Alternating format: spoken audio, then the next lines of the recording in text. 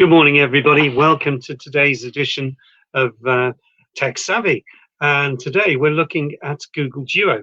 Google Duo is a free app from Google that deals with audio and video conferencing calls that you can do. You can have up to 30 people on a call, and you can plan to have that call working in lots of extremely interesting ways. But in terms of conferencing, obviously on a phone, if you have 30 people, that's not going to work too well, is it? It will call your contacts, basically. It works on contacts. And I've just been looking into how it might work with different phone numbers, but I'm not convinced it'll call landlines or things like that. So I will explore further on that score. But the main purpose of today is tell you that there's a web version of it, so you can call from your computer. And I'll just go through part of that process with you. Obviously, I can't show you the screens because that would be GDPR non-compliant. Basically, what I want to do today is to explain how the app actually works. So that you've got an understanding of what you might use it for. And also something I want to explain a little bit at the end that's quite significant about Google Duo. You can certainly use Google Duo with freedom in a Wi-Fi setting because it uses all the protocols for using your phone and your Wi-Fi to make calls. So it uses a particular kind of Google invention on that. I won't get techie on you, but it will allow you to do that.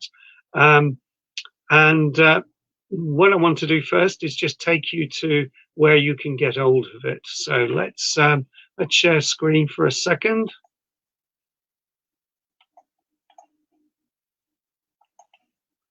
And we'll go here. So I'm just going to type in Google Duo.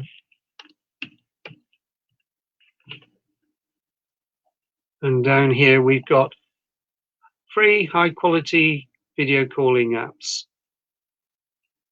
So let's have a look first. The simple video calling app, it's calling itself.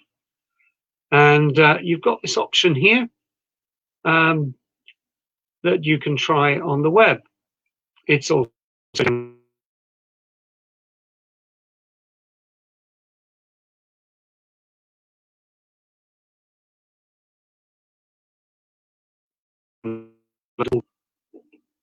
also, what else can you do? You can call people one-to-one, and you can call up, as I said, 32 friends, and you can send video messages and photo notes.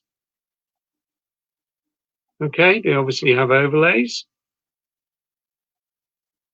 And you can have, it's obviously competing with FaceTime. Yes, all of these options. It seems to have some kind of data saving mode.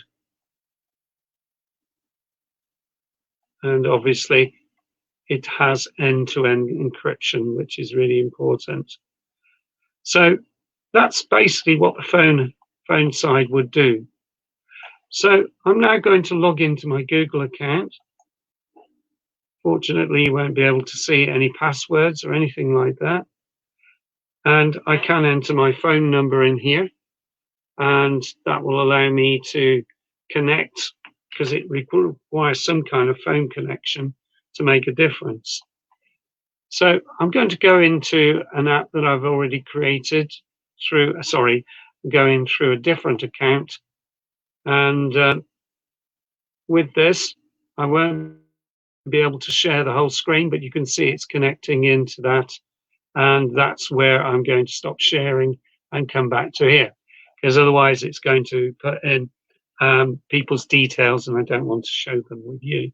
So you can try it over the web using a mobile phone connection, and you can make your calls. What happens then is you basically make that call, and the user, if you can actually send them an email to make that call, and then they load Google Duo.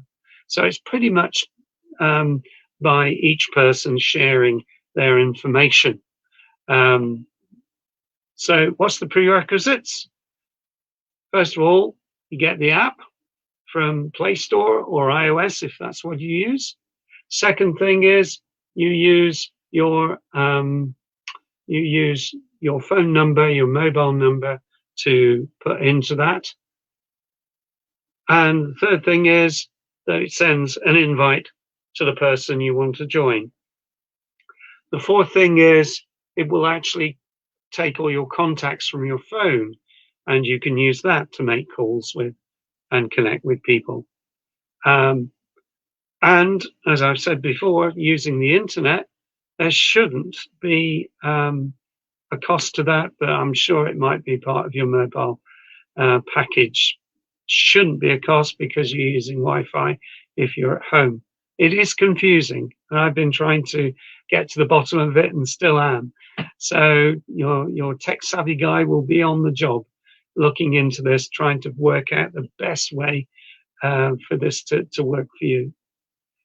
Now, another aspect of Google Duo is that if you have a smart speaker, like a Google Nest Mini, then from mid-December, we have heard, there is a introduction they're doing for the UK, which now means that your Google Mini, whereas previously it would just say you could use your contacts, your Google contacts, make phone calls. You can also use the web and go and send a phone message to somebody. Now you can't do that in mid-December. We're not sure of the date. We don't know when this is going to happen. As far as we know, it's still working and hopefully will do. But now you'll have the option to use Google Duo as the alternative. So my point is, can I ring a phone line? Can I ring a landline? So I will let you know in the near future whether that's possible when I've found that out. Because you could on the old system, but you can't on this new one by the look of it. At least that's the thinking so far. And why have they introduced this? Well, I really don't know. One idea would be that it's because we now have a proliferation of devices that actually show things on a screen. You've got the Echo Show, and you've also got the Facebook portal, and there's also a Google version of this as well. So I think that's why they've introduced it, so that people can do video conferencing calls on their mobile devices. I hope it's an addition and not a blockage, but the information does actually seem to suggest a blockage, but I can't seem to find any more details. Why is this important? Well, if you're a blind user and you've lost use of hand function, you've only got your voice, then that facility is not just a nice thing to have, it's an essential tool.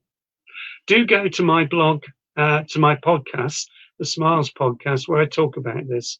I won't do it here in this session, but it's a dependable tool. So if you take a part of that away, yeah, it's not great, is it? But hopefully we can resolve this one way or another. More of that on future Tech Savvies. So that's really all I wanted to say today. I'm sorry I can't give you a full demonstration, mainly because of time and also because of the GDPR thing. I'll be showing people's details across the internet, and that's not cool, is it, folks? Can't do that.